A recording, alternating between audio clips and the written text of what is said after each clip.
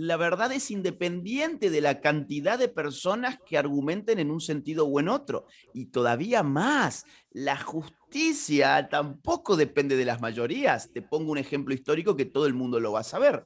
El nazismo. Hitler llegó al poder con el apoyo mayoritario del pueblo alemán.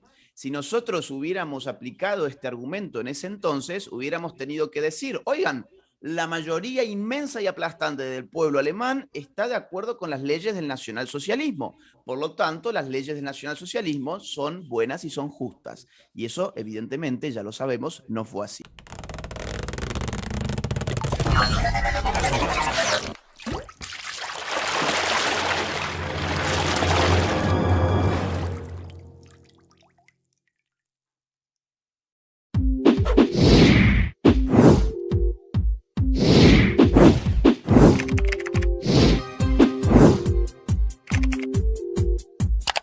Agustín, quienes hablan de las causas como la interrupción del embarazo, la famosa ideología de género y demás, hablan de que en el mundo hay solo 5 países que faltan por liberar o por introducir al menos las 3 causales. Quiero hacerte algunas preguntas en ese sentido. Primero, si es eso realmente cierto, porque no he visto un dato estadístico revelador concluyente sobre el tema. En segundo lugar, ¿en qué sentido esto nos debe hacer sentir culpable o sentir orgulloso? O sea, de ambos, de ese aspecto. Y en tercer sentido, ofrecer, si esto ofrece alguna ventaja económica para los países que se liberan. Es decir, Haití, por ejemplo, está libre ya, Chile se liberó y los demás, según ellos, a lo que llaman liberación. ¿Eso le ha venido con algún tipo de ventaja económica o sociológica o cultural? Bueno, es muy buena la pregunta. Yo no conozco estadísticas sobre cuántos países son los que no tienen permitido el aborto en ninguna causal, porque no me parece que sea una estadística interesante.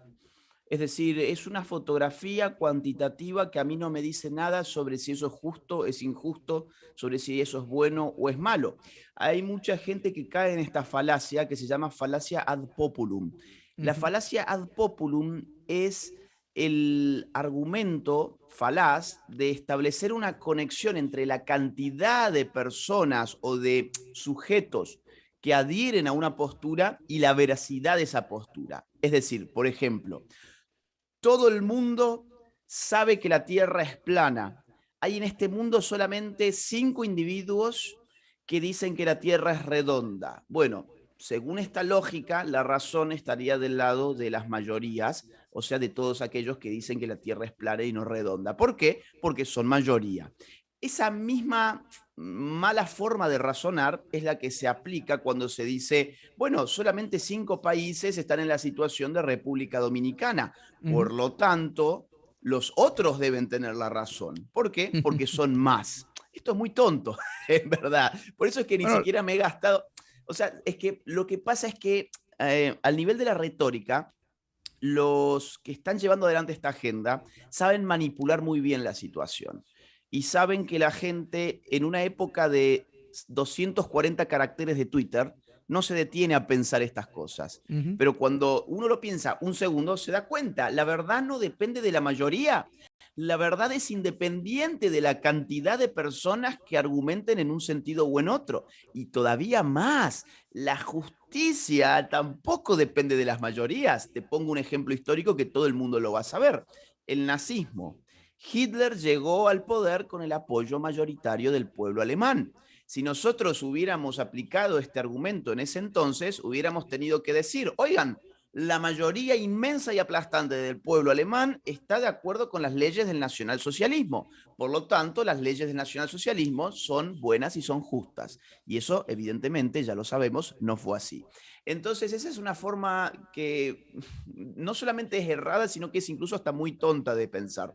Ahora bien, lo que vos me preguntás seguidamente es, ¿estos países han tenido alguna ventaja económica? Te cuento que en un momento dado de la historia del siglo XX, la agenda abortista desplegó el discurso económico para impulsar el aborto, diciéndole a los países pobres, oigan, si ustedes son pobres, pueden solucionar su pobreza deteniendo la reproducción de sus pobres. ¿Por qué?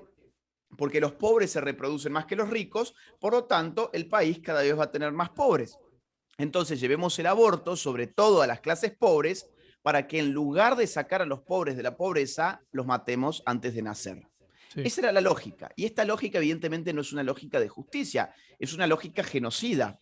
Y los ansiados beneficios económicos en estos países pobres que legalizaron el aborto jamás llegaron, porque no hay ninguna conexión entre sacar a la gente de la pobreza y matar al pobre antes de que nazca. Para solucionar un problema económico hay que tener políticas públicas económicas buenas, no aborto.